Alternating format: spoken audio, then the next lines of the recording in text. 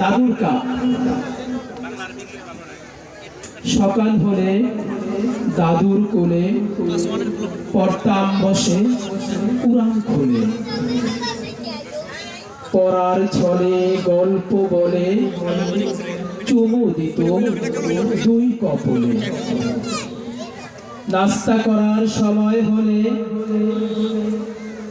বসতাম সবে এক টেবিলে। খাবার খাওয়া শেষ হলে দাদু আমার চা না পেলে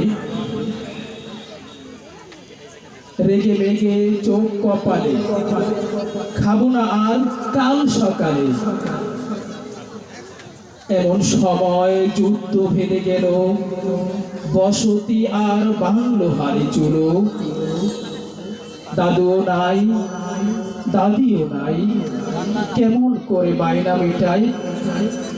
তবে দাদুর কাপটি গেল রয়ে, দাদুর স্মৃতি বেড়াই সাথে বয়ে। ধন্যবাদ সকলকে।